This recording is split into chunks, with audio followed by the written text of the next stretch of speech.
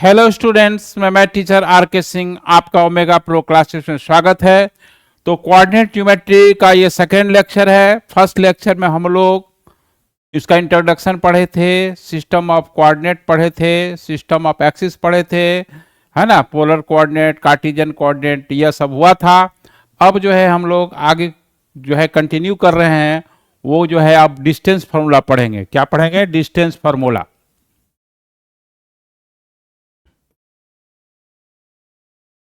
Distance formula. Distance formula क्या है? ये दो पॉइंट का डिस्टेंस निकालने के लिए यूज होता है, इसलिए इसका नाम डिस्टेंस फॉर्मूला हुआ। तो देखिए, अगर मान लिया जाए कि दो पॉइंट है जिसका कि कोऑर्डिनेट दिया हुआ है, कार्टेशियन कोऑर्डिनेट दिया हुआ है x1 y1 और x2 y2। ये जो है दिया हुआ है x1 y1 और x2 y2। अब दोनों के बीच का लेंथ निकालना है, तो PQ जो होगा, है ना, दोनों के बीच का जो डिस्टेंस है, हाँ, PQ जो होगा वो क्या होगा? देखिए, PQ x1 माइनस x2 का होल स्क्वायर और y1 माइनस y2 का होल स्क्वायर, ये होगा। या आप जो है ऐसे भी लिख सकते हैं, x2 माइनस x1 का होल स्क्वायर और y2 माइनस y1 का होल स्क्वायर, यानी डिफरेंस ऑफ x कोऑर्डिनेट, चाहे x1 माइनस x2 लिखिए, चाहे x2 माइनस x1 लिखिएगा, होल स्क्वायर करने के बाद हमेशा वो प्लस में आएगा, इसलिए फाइनल रिजल्ट सेम होगा। तो चाहे x1 माइनस x2 का होल स्क्वायर लिखिए, y1 माइनस y2 का होल स्क्वायर लिखिए, इससे कोई फर्क नहीं पड़ेगा। तो ये हुआ डिस्टेंस फार्मूला। अब देखिए, नोट पॉइंट यहां पर ये है कि अगर कोई डिस्टेंस निकालना है ओरिजिन से किसी पॉइंट का, distance of point from origin, तो मान लिया जाए कि ये जो है आपका P है, इसका कोऑर्डिनेट अल्फा बीटा है। तो OP जो है, लेंथ जो है, ओरिजिन का कोऑर्डिनेट तो 0 0 है, तो ये अल्फा माइनस 0 का होल स्क्वायर, तो अल्फा स्क्वायर हो गया, ये बीटा स्क्वायर हो गया। यानी किसी पॉइंट का डिस्टेंस अगर ओरिजिन से मेजर करना है तो x कोऑर्डिनेट का होल स्क्वायर, y कोऑर्डिनेट का होल स्क्वायर हो जाएगा। डिस्टेंस हमेशा पॉजिटिव होता है, तो ये डिस्टेंस फार्मूला दो पॉइंट के बीच का दूरी यानी डिस्टेंस निकालने के लिए होता है, इसीलिए इसका नाम डिस्टेंस फार्मूला नाम पड़ा है। ये हम लोग 9 से भी पढ़ रहे हैं, 10 से भी पढ़ रहे हैं।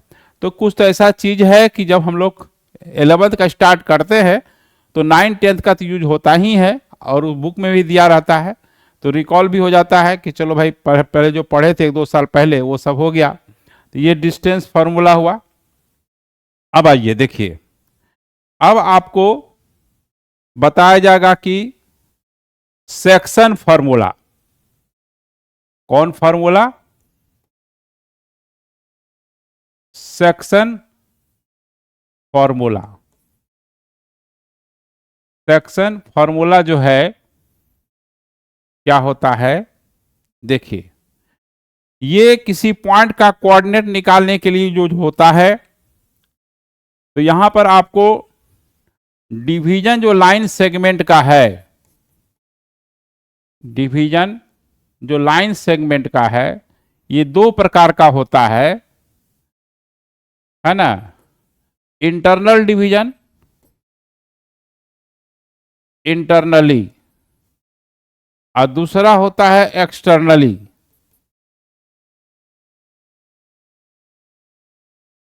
एक्सटर्नली डिवीजन होता है। इंटरनल डिवीजन में क्या होता है कि देखिए, ए कोई पॉइंट है जिसका कि कोऑर्डिनेट x1 y1 है, बी जो है इसका कोऑर्डिनेट x2 y2 है, पी एक पॉइंट है जो कि इसको m/n में इंटरनली डिवाइड करता है। क्या करता है? इंटरनली डिवाइड करता है। तो यानी AP by BP, M is to N, M by N के रेशियो में। ऐसा नहीं कि एपी की लेंथ एम है, ऐसा नहीं है। एपी बाई पीबी का रेशियो मान लिया जाए कि 2:3 है, ये मान लिया कि ये 20 हो गया या 30 हो गया, डिवाइड करेंगे तो रेशियो है, ना कि एपी की लंबाई एम है, बीपी की लंबाई एन है। ठीक है, एम इज टू एन है, तो पी का कोऑर्डिनेट निकालना है।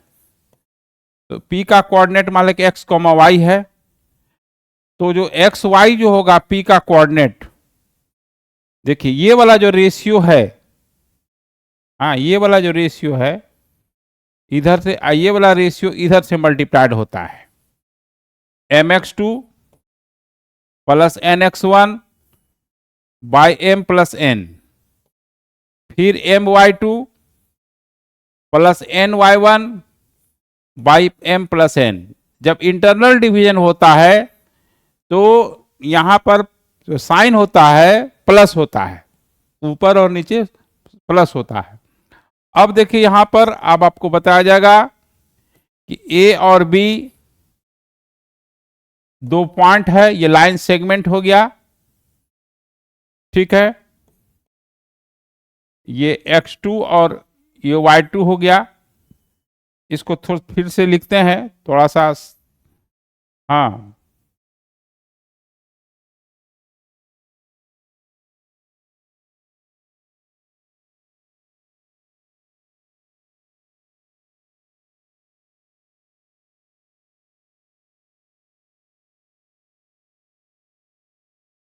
हाँ, देखिए यहां पर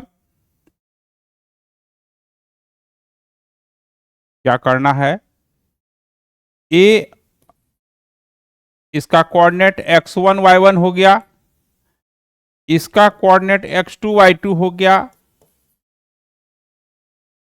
यहां पर P एक पॉइंट है, इसकी कोऑर्डिनेट निकालनी है। ये ए बी लाइन सेगमेंट के बाहर है, ये एक्सटर्नल डिवीजन हुआ। और पूरा लेंथ देखिए एपी बाई बीपी, पूरा लेंथ, और जो नेक्स्ट पार्ट है, बच्चा कंफ्यूज करता है कि एम पूरा हुआ कि एन या कहां तक हुआ, तो पूरा लेंथ का रेशियो एपी बाई बीपी, यानी नेक्स्ट पार्ट का जो ratio M is to N है, ये एक्सटर्नल डिवीजन हुआ।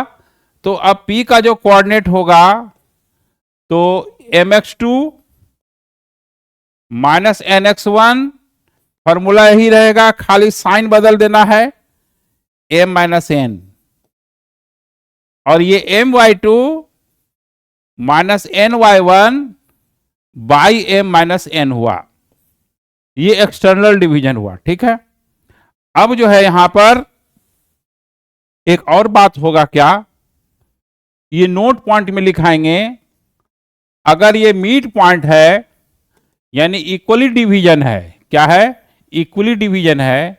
इक्वली डिवीजन तब होगा जब ये इंटरनली ही होगा, एक्सटर्नली में संभव नहीं है। तो देखिए ये और बी दो पॉइंट है, इसका कोऑर्डिनेट x1 y1 है, x2 y2 है। ये जो P पॉइंट है, ये मिड पॉइंट है, ये इक्वली डिवीजन हो रहा है, यानी AP by PB, AP by PB का रेशियो 1 है। रेशियो क्या है, 1 है, क्योंकि AP BP कट जाएगा, रेशियो 1 होगा तो इक्वल डिवीजन होगा। तो अब देखें यहां पर P का जो कोऑर्डिनेट होगा वो x1 प्लस x2 बाई 2 होगा, और ये y1 प्लस y2 बाई 2 होगा। मिड पॉइंट मतलब इंटरनली ही डिवीजन हुआ, लेकिन वो अनइक्वल रेशियो नहीं है, ये इक्वल रेशियो है। तो P का coordinate x1 plus x2 by 2, y1 plus y2 by 2 हो गया। अब जो है यहां पर एक और नोट पॉइंट देखिएगा, अगर m बाई एन का रेशियो पॉजिटिव है, then division is internally, that division is, पूछेगा किस टाइप का डिवीजन है, तो आप कैसे बताइएगा, जब रेशियो अगर आपका पॉजिटिव आएगा, रेशियो क्या आएगा, पॉजिटिव होगा, तो डिवीजन जो है इंटरनल होगा, है ना, देन डिवीजन इज इंटरनली। अगर m बाई n का रेशियो निगेटिव हुआ देन डिवीजन इज एक्सटर्नली, तब एक्सटर्नली डिवीजन होगा। अगर m बाई n का रेशियो अगर 1 है देन डिवीजन इज इक्वली, यानी ये मिड पॉइंट होगा। ये कंफ्यूजन दूर हो गया कि अगर m बाई n का रेशियो पॉजिटिव हो रहा तो डिवीजन इंटरनल होगा, m बाई n का रेशियो निगेटिव होगा, डिवीजन एक्सटर्नल होगा। ठीक है, अगर m बाई n का रेशियो 1 होगा तो इक्वली डिवीजन होगा, यानी मिड पॉइंट होगा। अब देखिए जो है सेक्शन फॉर्मूला का कहां कहां यूज है। ठीक है, वो किसी पॉइंट का सेंट्रॉइड निकालने में, सरकम सेंटर निकालने में, है ना, ऑर्थो सेंटर निकालने में होता है। तो देखिए अब हम लोग पढ़ेंगे, ये बहुत इंपॉर्टेंट चीज है ना, खासकर कंपटीशन के दृष्टिकोण से। Some important points, some important points, है ना, देखिए सम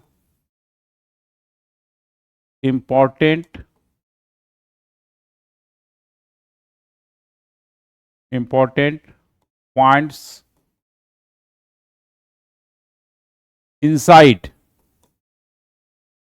इनसाइड में अंदर, inside the triangle, the triangle. देखिए इसमें जो पढ़ना है हम लोग सेंट्रॉइड, पहला पॉइंट है आपका सेंट्रॉइड।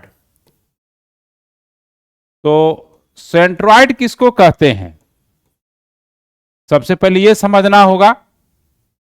देखिए यहां पर क्या है, सब ट्रायंगल के अंदर ही रहेगा। ए बी सी कोई ट्रायंगल है, ठीक है। अब जो है यहां पर देखिए डी इसका मिड पॉइंट है, ई इसका मिड पॉइंट है,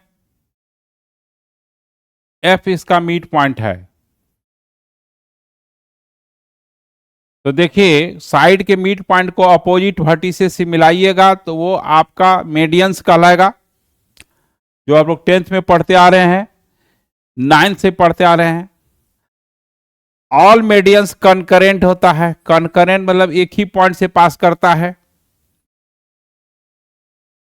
पॉइंट ऑफ इंटरसेक्शन क्या कहलाता है, centroid. The point of intersection of medians is called centroid and centroid divides the medians internally in the ratio 2:1। ये सब पॉइंट याद रखना है, इसकी प्रॉपर्टी है। तो सबसे पहले देखिए the point of intersection, the point of intersection of medians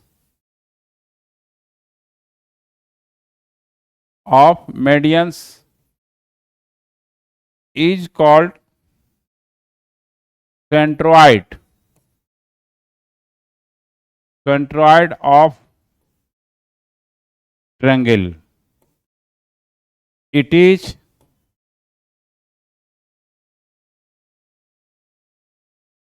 denoted by G से डिनोट करते हैं। नोट में देखिए क्या क्या जानना है, centroid G divides median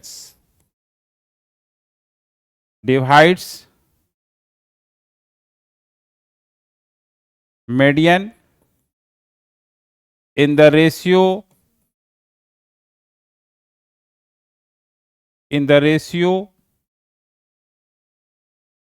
2:1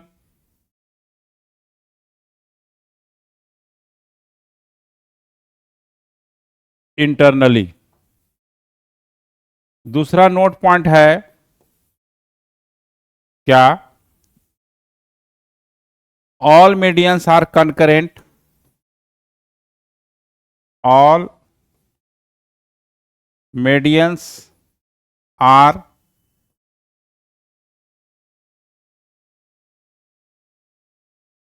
concurrent.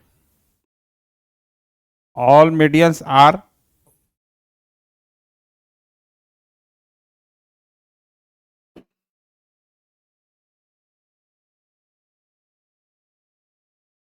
Concurrent. जितना भी मीडियंस है सब कंकरेंट होता है, एक ही पॉइंट से पास करता है। अब देखिए ए का कोऑर्डिनेट दिया हुआ है, मान लिया जाए कि x1 y1, और बी का कोऑर्डिनेट दिया हुआ है x2 y2। ए का जो कोऑर्डिनेट है वो यहां पर देखिए, यहां पर क्या है,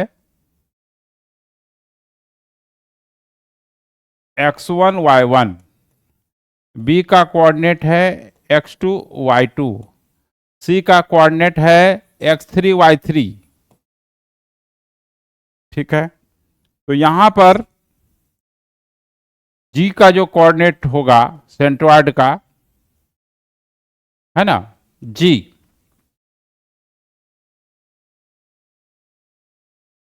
तो यहां पर जी का कोऑर्डिनेट, ये सेंट्रॉइड का कोऑर्डिनेट जो होगा सबको ऐड कर दीजिए, x1 प्लस x2 यानी ऑल एब्सिसा का सम और ऑल ऑर्डिनेट का सम बाई 3, ये हो गया। ठीक है, तो सेंट्रॉइड का कोऑर्डिनेट कैसे निकाला जाता है, ऑल कोऑर्डिनेट को जोड़ देंगे, 3 से डिवाइड कर देंगे। अब देखिए ये नोट पॉइंट में जाएगा।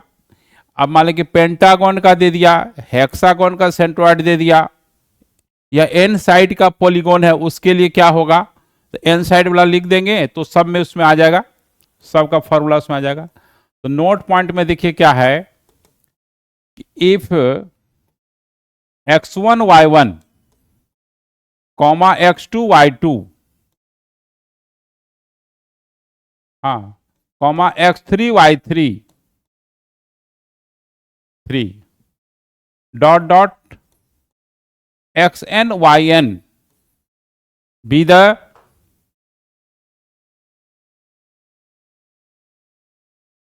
vertices of polygon vertices कहिए या एंगुलर पॉइंट्स कहिए, एक ही बात है, polygon of N sides,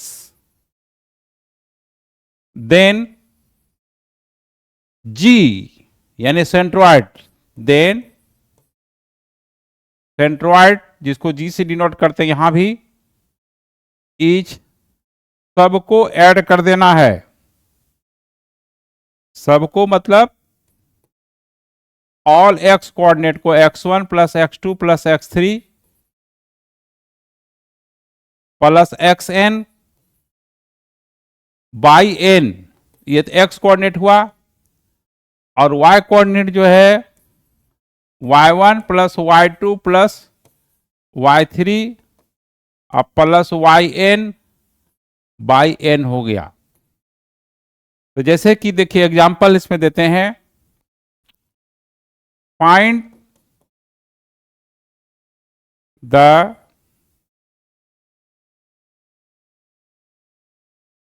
centroid of hexagon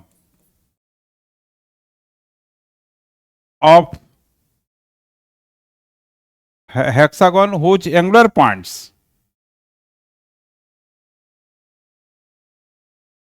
whose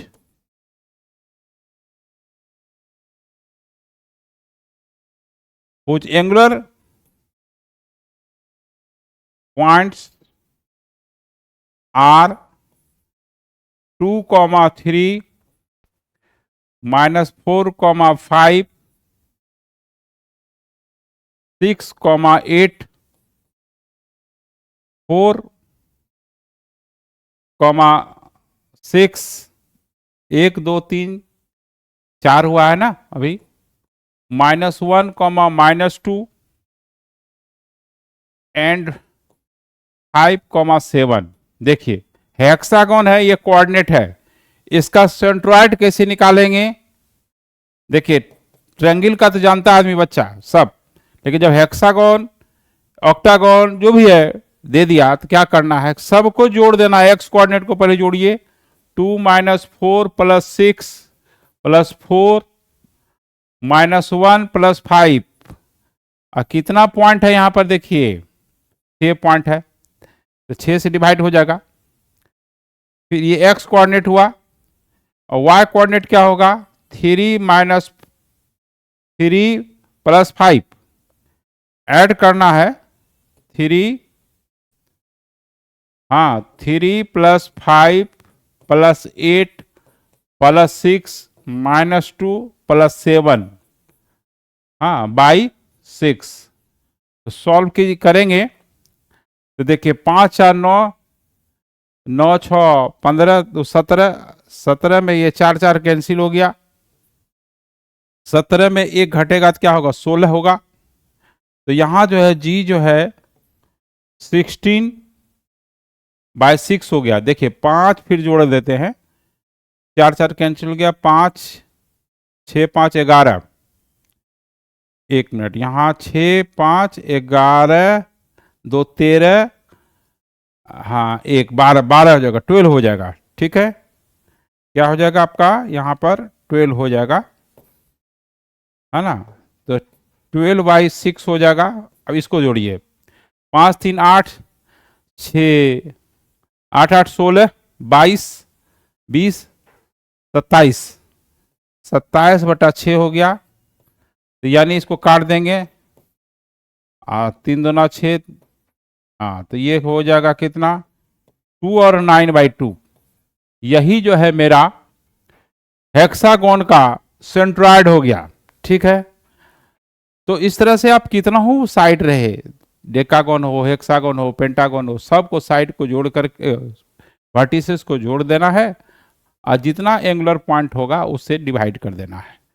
तो चलिए अब हम लोग पढ़ेंगे इन सेंटर, और सब में सेंटर लगा हुआ है। अब बच्चा लोग कंफ्यूज रहता है ना, सब कहता है कि पूछिए तो क्या होता है, तो कहता है सर ट्रायंगल के अंदर होता है। अरे ट्रायंगल के अंदर तो सब होता है, लेकिन उसमें कुछ डिस्टेंस, ये क्या है, डिफरेंसेस है ना।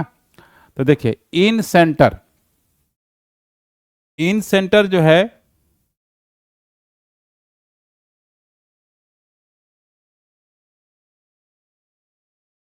इन सेंटर क्या होता है, देखिए थोड़ा थोड़ा का डिफिनेशन में डिफरेंसेस है, पॉइंट भी डिफरेंट होगा, लेकिन सबको लगता है एक ही चीज है, दिखता है एक ही चीज है, ऐसा नहीं है। या देखिए इन सेंटर किसको कहते हैं, देखिए इन सेंटर जो है angle the point of intersection of angular bisectors, angle का जो बाइसेक्टर जहां मीट करेगा उसको हम लोग इन सेंटर कहते हैं, और इसको आई से डिनोट करते हैं, है ना। देखिए ये डी हो गया, ई हो गया, एफ हो गया। ए का कोऑर्डिनेट मान लिया कि x1 y1 है, बी का कोऑर्डिनेट x2 y2 है, ठीक है, और सी का कोऑर्डिनेट x3 y3 है। ठीक है, ए के अपोजिट साइड को लेंथ, ए के अपोजिट साइड जो है आपका साइड है बीसी, बीसी के लेंथ को स्मॉल लेटर्स ए से डिनोट करेंगे, इसको बी के अपोजिट साइड ए सी बी से करेंगे, ये से सी से होगा। ठीक है, तो इसको इन सेंटर का फॉर्मूला क्या होता है पहले ये देख लेते हैं, फिर डिफिनेशन लिखा देंगे। देखिए ए का अपोजिट साइड का लेंथ ए है, AX1 हुआ, देखिए यहां पर आई जो है AX1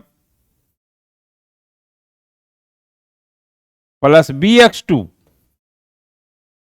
बी के सामने जो है वर्टिसेस CX3, ये लेंथ है साइड का ABC, by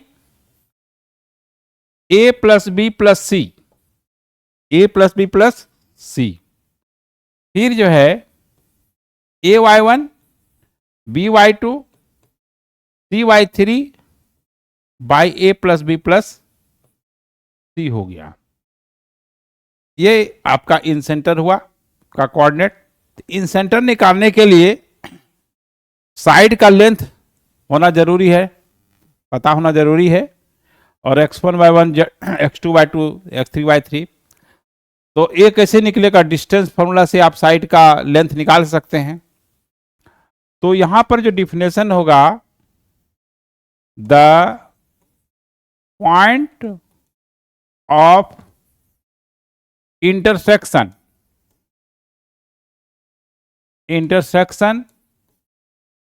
of angular bisector of angular bisectors of triangle is called in centre, is called in centre. इसको आई से डिनोट करते हैं। It is denoted by I, ठीक ना। अब देखिए यहां पर इसमें एक नोट पॉइंट बताएंगे, बहुत ही ये जरूरी है। वो क्या जरूरी है? देखिए कि यहां पर फिगर नहीं बन पाएगा, अगला पेज जाना पड़ेगा, है ना। यहां फिगर भी नहीं बन पाएगा तो फिर समझ में नहीं आएगा। तो अब नेक्स्ट पेज चलते हैं। तो नेक्स्ट पेज में क्या है, नोट पॉइंट इसमें याद रखेंगे। ये कोऑर्डिनेट चैप्टर से यही सब पॉइंट से रिलेटेड क्वेश्चन पूछता है। तो देखिए इसमें क्या है, ये कोई ट्रायंगल है, A B C, A B सी है,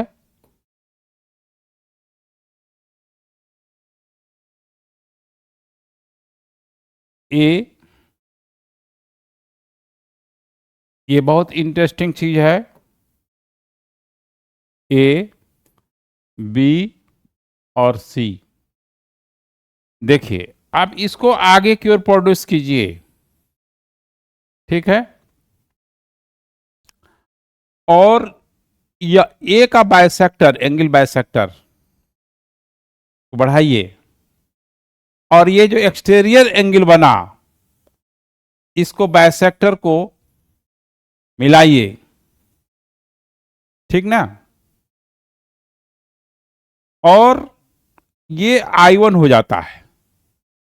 क्या हो जाता है? I1 हो जाता है, ठीक है। तो अब देखिए I1 का जो कोऑर्डिनेट होगा यहां पर -ax1 plus bx2 plus cx3 by -a plus b plus C. देखिए जिसके सामने रहता है ना, a के सामने I1 है, तो वहां पर a जो है माइनस हो जाता है। इसका कोऑर्डिनेट x1 y1, इसका कोऑर्डिनेट x2 y2, इसका कोऑर्डिनेट x3 y3। फिर इसको आप देखिए, फिर अगर आप इसको बढ़ाते हैं, है ना, फिर इसको अगर आप बढ़ाते हैं और यहां से आप एंगुलर बाइसेक्टर ले जाते हैं, अब फिर इसका जो है, ये जो है एक्सटीरियर एंगल का जो बाइसेक्टर है ना, एक्सटीरियर एंगल का बाइसेक्टर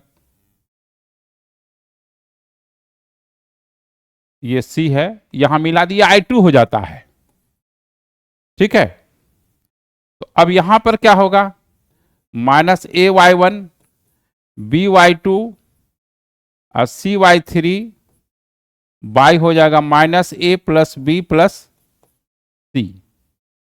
अब उसी तरह से I2 का जो होगा, चूंकि b के सामने है, तो यहां पर क्या होगा, ax1 minus bx2 plus cx3 by a minus b plus c। अब फिर यहां पर देखिए ay1 minus by2 plus cy3 by a minus b plus c, ये हो गया। अब देखिए यहां पर I3 उसी तरह से होगा, ठीक है। तो I3 जो है फिर आप इसको ऐसे बढ़ाएंगे, ठीक है, इसको बाइसेक्ट करेंगे, ठीक है, क्या करेंगे, बाइसेक्ट करेंगे और फिर इसका बाइसेक्टर लेकर आएंगे, ये I3 हो गया, ठीक है। देखिए फिगर कितना कॉम्प्लेक्स है, I1 I2 I3। तो I3 जो है ये कैसे निकलेगा, तो I3 जो पॉइंट है C के सामने है, C वाला जो टर्म नेगेटिव हो जाएगा, ax1 bx2 minus cx3 by a plus b minus c, उसके बाद ay1 by2 minus cy3 by a plus b minus c, ये I1 I2 I3 है ना। ये एक्स सेंटर कहलाता है, क्या कहलाता है, I1 I2 I3 is called x centre, EXCNTR है ना। नोट में यहां पर देखिए I1 I2 and I3 are called X center, EX centre, और I जो है तो जान भी करते हैं कि इन सेंटर कहलाता है, ठीक है ना। तो किसी सर्किल में 3 एक्स सेंटर होता है, इन सेंटर एक ही होता है ना, सबका कोऑर्डिनेट अलग अलग होता है। अब आइए हम लोग सरकम सेंटर पढ़ते हैं, क्या पढ़ते हैं, सरकम सेंटर, सरकम सरकम सेंटर,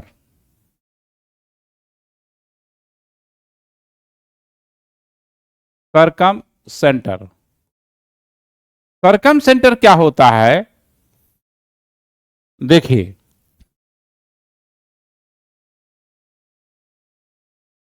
एक मिनट पहले ट्रायंगल खींचेंगे, है ना।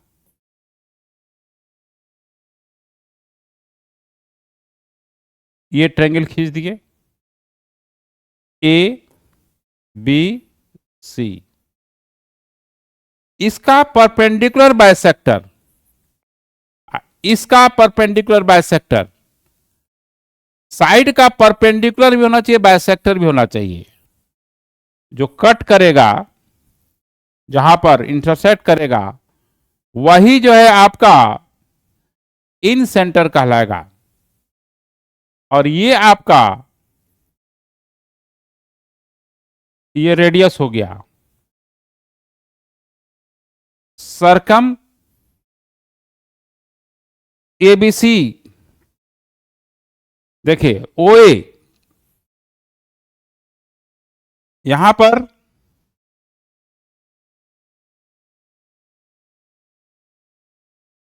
देखिए OA OB OC, ये रेडियस हो गया, सब इक्वल होगा, सब क्या होगा, इक्वल होगा, ठीक है।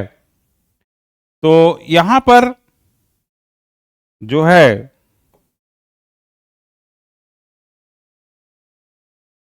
The point of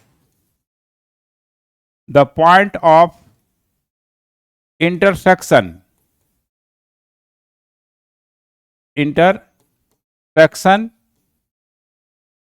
of perpendicular bisectors, perpendicular bisectors of sides of triangle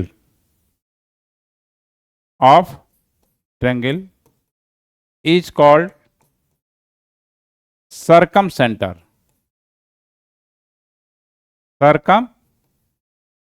सरकम centre कहलाता है। ठीक है, तो देखिए यहां पर ये आपका सेंटर हो गया, ओ है ना। अब देखिए क्या चीज है यहां पर, इसका फॉर्मूला हम इसलिए नहीं दिखा देंगे, इसका फॉर्मूला बहुत ही पेचीदा है। क्या पेचीदा है? x1 10a, x2 10b, x2 10c by 10a plus 10b plus 10। अब 10a 10b 10c निकालिए, वो बहुत लेंदी फार्मूला हो जाता है। फार्मूला से निकालिएगा तो बहुत समय लगेगा। तो बिना फार्मूला का यूज किए हुए आपको सरकम सेंटर हम निकालने के लिए बताएंगे जब क्वेश्चन आएगा तो। ठीक है, अभी उसको छोड़ देना है, इसलिए हम सरकम सेंटर का फार्मूला नहीं लगाते हैं यहाँ पर, क्योंकि इसको निकालने में बहुत। फिर देखिए ऑर्थो सेंटर में भी x1 sin 2a sin 2b सब जरूरत पड़ता है, तो वो भी ऑर्थो सेंटर सरकम सेंटर बच्चे को फॉर्मूला याद करने का सलाह इसलिए नहीं देते हैं कि उसको निकालने में जितना समय लगेगा उससे बिना फार्मूला का ही वो निकल जाएगा। ठीक है, तो चलिए आगे बढ़ते हैं। इज कॉल्ड सरकम सेंटर, खाली सरकम सेंटर जानना जरूरी था। और ओ ए ओ बी सब क्या है यहाँ पर, ओ ए ओ बी ओ सी ये बराबर होगा, ये रेडियस हुआ, ठीक ना। अब चलिए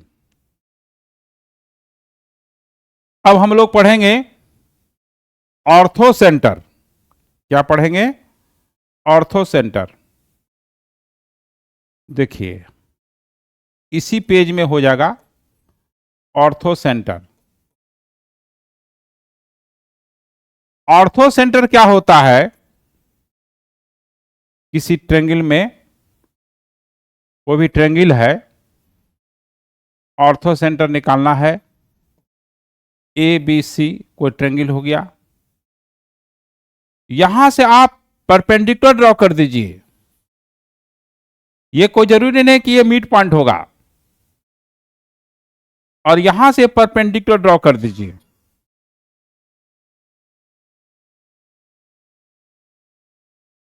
और जहां मीट करेगा, कट करेगा, मीट करेगा, वो ऑर्थो सेंटर होगा। जो परपेंडिकुलर ड्रॉ करते हैं उसको एल्टीट्यूड कहते हैं, हाइट। तो यहां इसका जो डिफिनेशन होगा क्या होगा, नेक्स्ट पेज जाना पड़ेगा। ऑर्थो सेंटर में the point of intersection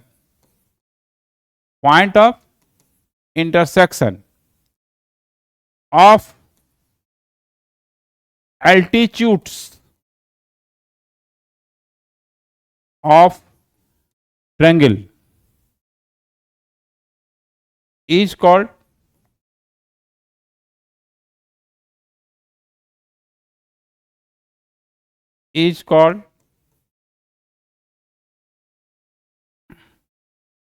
called ortho center, is called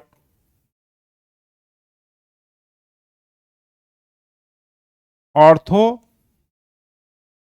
center of triangle. It is denoted by H. It is denoted by H. H से डिनोट करते हैं। ठीक है, अब देखिए इसका भी फॉर्मूला नहीं दिखाएंगे क्योंकि बहुत लेंदी है। तो अब देखिए यहां पर क्या है कि नोट पॉइंट इसमें क्या है, नोट पॉइंट में क्या है कि कोई ट्रायंगल अगर है, कोई ट्रायंगल है,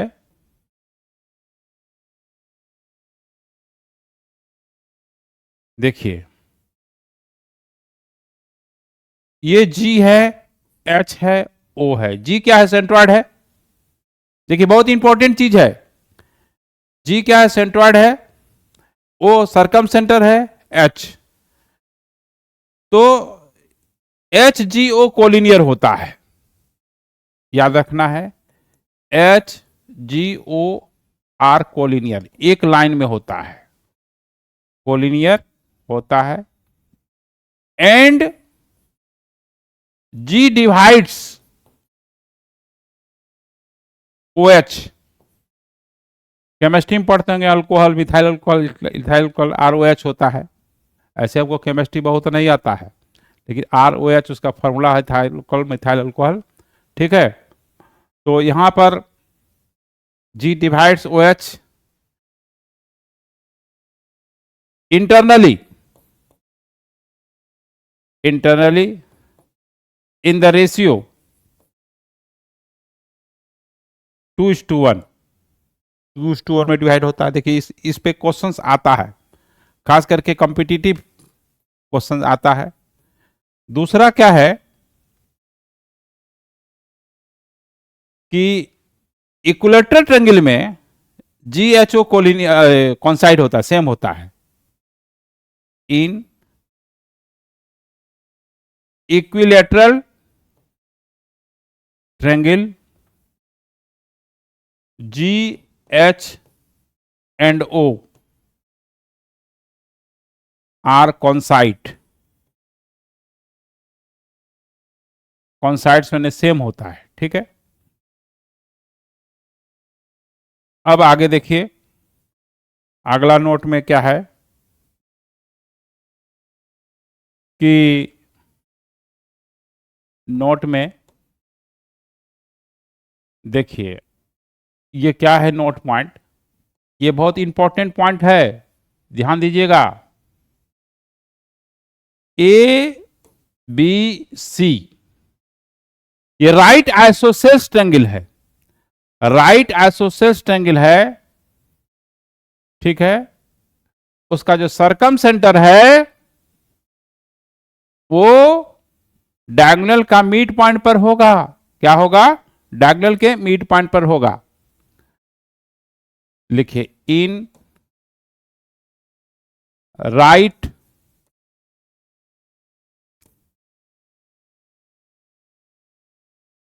आइसोसेल्स ट्रायंगल द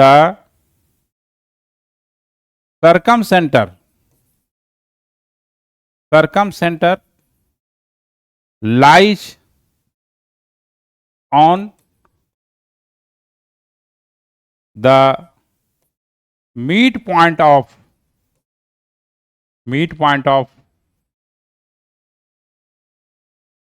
diagonal। दूसरा नोट देखिए, राइट एंगल ट्रायंगल में A B C, A B C right angle है। ए बी सी क्या है आपका? राइट एंगल है। जहां पर राइट एंगल होगा वहीं ऑर्थो सेंटर लाई करता है, क्योंकि देखिए एल्टीट्यूड यही हुआ, ये भी ए सी एल्टीट्यूड हुआ ए बी पर, ए बी एल्टीट्यूड हुआ ए सी पर, दोनों यहां पर कट कर रहा है। तो डिफरेंशिएशन क्या करता है कि हाइट या एल्टीट्यूड का जो पॉइंट ऑफ इंटरसेक्शन होता है वही ऑर्थो सेंटर होता है। तो in right angle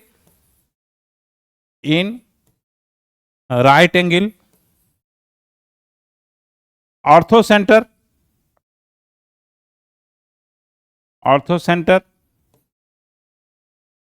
lies on the right angle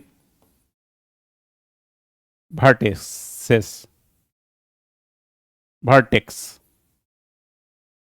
जहां पर राइट एंगल वर्टिक्स होता है, कहां पर राइट एंगल वर्टिक्स है? ए पे 90 डिग्री बना रहा है, वहीं पर आपका ऑर्थो सेंटर होगा। ये हो गया, ये पॉइंट से रिलेटेड चीज था। अब आपका जो है एरिया ऑफ ट्रायंगल है वो 5 मिनट में लगेगा और उसको सब कॉन्सेप्ट खत्म हो जाएगा। कोऑर्डिनेट ज्योमेट्री का, कोऑर्डिनेट चैप्टर का, फिर तो स्ट्रेट लाइन है, सर्किल है, एलिप्स है, हाइपरबोला, बहुत सारा चीजें हैं। तो देखिए area of triangle area of triangle. देखिए अगर जो है एरिया ऑफ ट्रायंगल निकालना है, इसका कोऑर्डिनेट दिया हुआ है x1 y1 x2 y2 और x3 y3, ठीक है।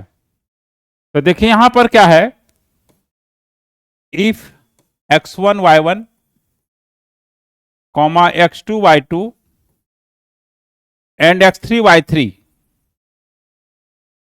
and x3 y3 be the vertices of triangle, vertices of triangle ABC, then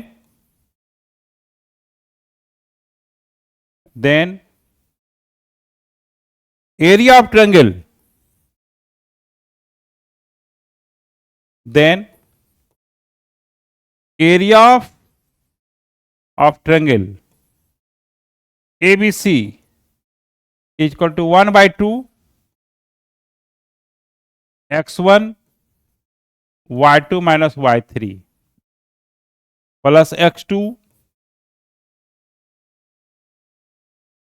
y3 minus y1 plus x3 y1 minus y2। आप कहिएगा इसको हमको याद कैसे करना है, तो देखिए आपको बताते हैं ट्रिक। 1 2 3 123 231 312 ये याद रखेंगे। किसी का फोन नंबर याद करने से कोई फायदा नहीं है, मोबाइल में रहता है सेव, लेकिन ये याद रखिएगा ना, तो ये आपको एक क्वेश्चन बन सकता है। 123 में x1 पहला हुआ, फिर y2 माइनस y3, फिर x2 y3 माइनस y1, बीच में माइनस होता है इतना याद रखना है, x3 y1 माइनस y2। एक तरीका ये हो गया। दूसरा तरीका आप 12 में पढ़ेंगे, डिटर्मिनेंट।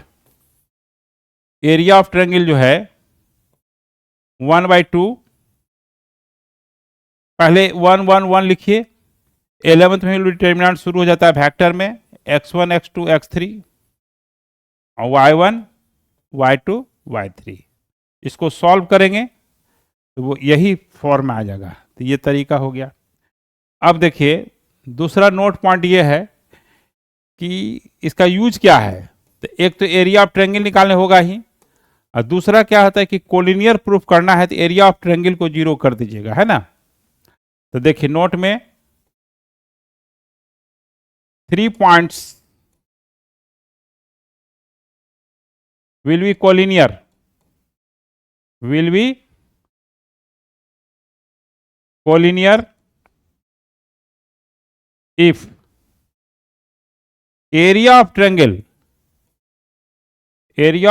ABC equal to 0, यानी 1 by 2 x1 y2 minus y3 plus x2 y3 minus y1 plus x3 y1 minus y2 equal to 0। तो उधर चला गया, यही this is a required condition for collinearity of 3 point, 3 point को collinear करने के लिए, ठीक है। तो इसका यूज है कोलिनियर प्रूफ करने के लिए भी, x3 y1 minus y2 equal to 0।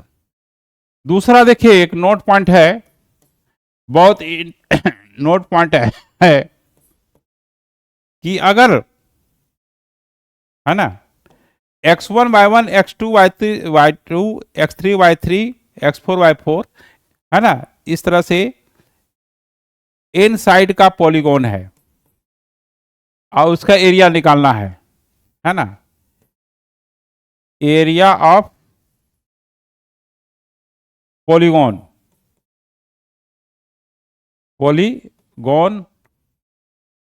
Of N sides. देखिए मान लो कि area of A1 A2 A3 A4 AN, N side है तो एन वर्टिसेस होगा। 1/2, देखिए 1/2 कर दीजिएगा।